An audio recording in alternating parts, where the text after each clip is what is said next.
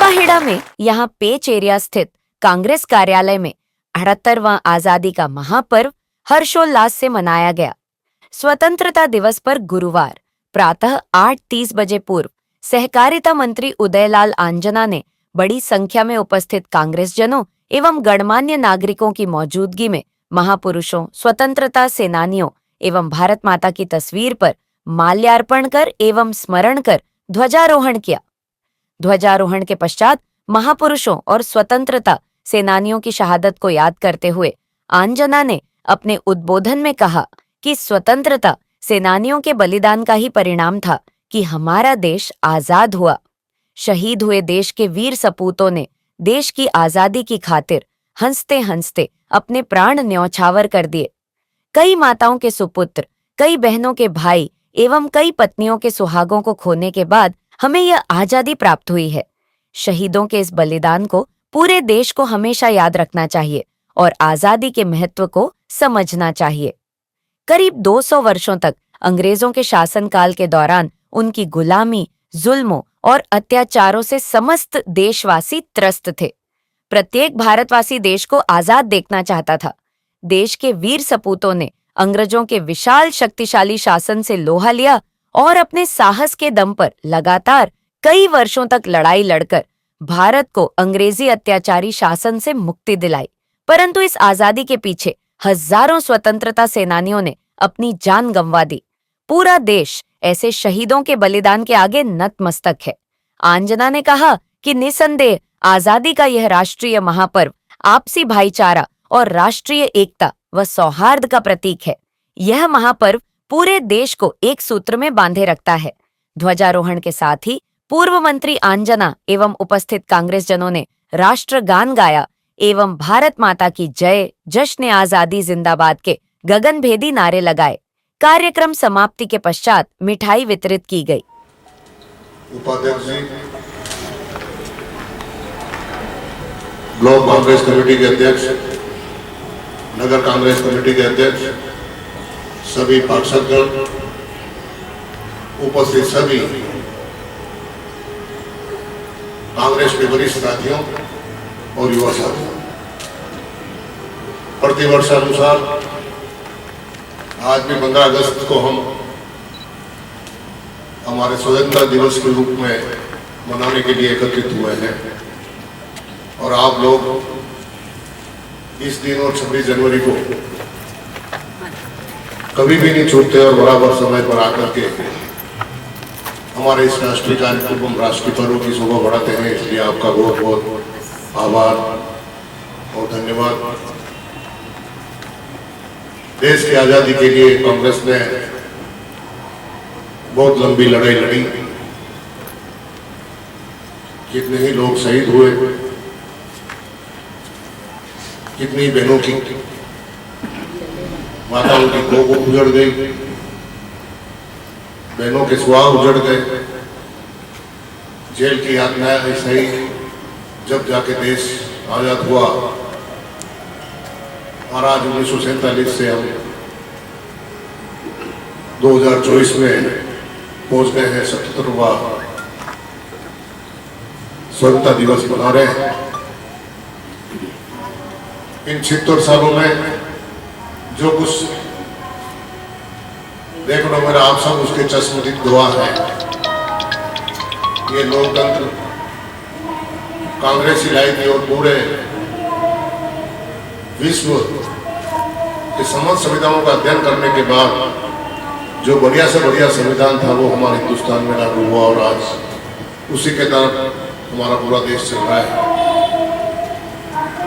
इतना साफ सुथरा संविधान बनने के बावजूद भी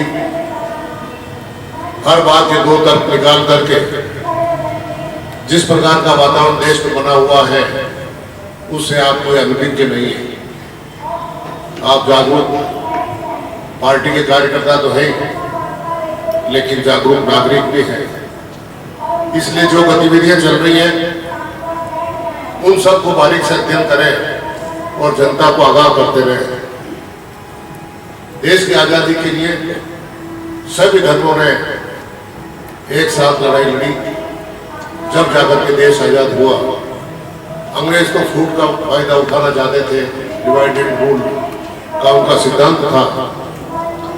तो उसके आधार पर जो कुछ घटनाएं घटी, कोई भी बाप अपने बेटों को अलग नहीं करना चाहता, लेकिन जब घर में कलश होता है तो सख्त निर्णय भी लेने पड़ते हैं। ऐसे किस परिस्थितियों में महात्मा गांधी ने कोई निर्णय लिए होंगे, हमारे महान नेताओं ने निर्णय लिए होंगे, देश का विभाजन हुआ, ये कोई पत्थर रखने वाला मरने समान था, लेकिन उसके बाद भी स्वतंत्र भारत के लिए ये सब करना पड़ा। लेकिन उसको आज हमारे महान नेताओं पर जिस प्रकार से अखबारों के मार्फत, फिल्मों के मार्फत आपस में वातावरण बना करके जिस प्रकार का कीचड़ उछालने का प्रयास किया जा रहा है, उससे हमें सावधान रहना चाहिए, क्योंकि भावी पीढ़ी तो आज नहीं है, जो उसमें जन्म ही अब हुए हैं, तो उनको क्या मालूम, उनको जैसा बढ़ाया जाएगा वो ही उनको याद रहेगा।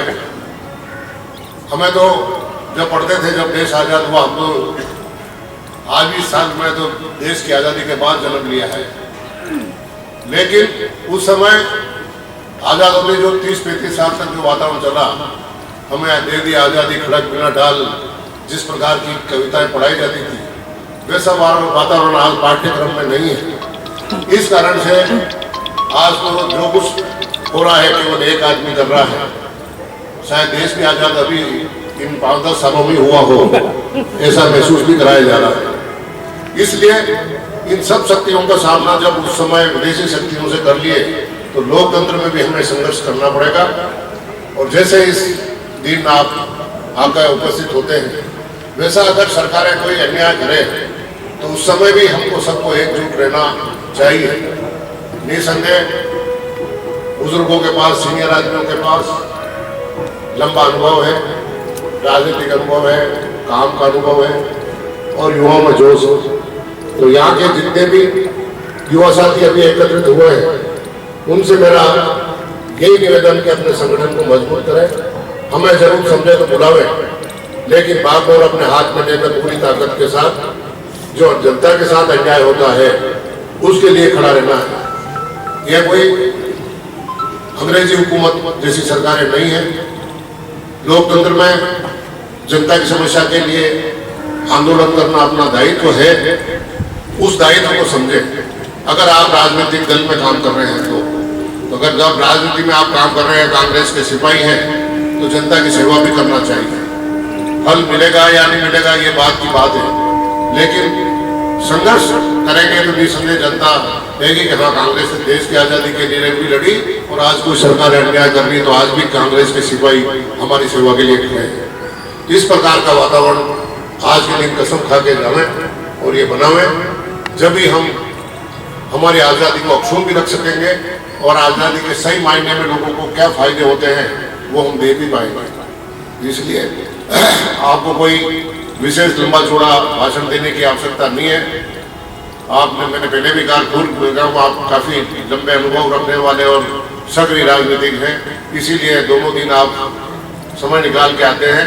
लेकिन रोजमर्रा के जीवन में भी लोगों की पीड़ा को, सुख दुख का ध्यान रखें, ऐसा वातावरण बना। मीडिया का जमाना है, मोबाइल आपके पास भी है, उन लोगों के पास भी है। विपक्ष को ये, विपक्ष अपने लिए तो विपक्ष ही है, चाहे वो सत्ता में है, उनको ये माना जाता है कि उनका मीडिया प्रबंधन ज़्यादा तगड़ा है, लेकिन मोबाइल तो आपके पास भी है।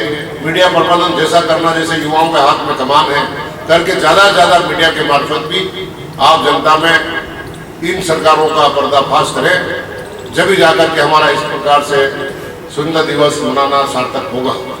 पुनः आप सब पधारे, इसलिए आपका बहुत तहे दिल से आभार, धन्यवाद। जय हिंद।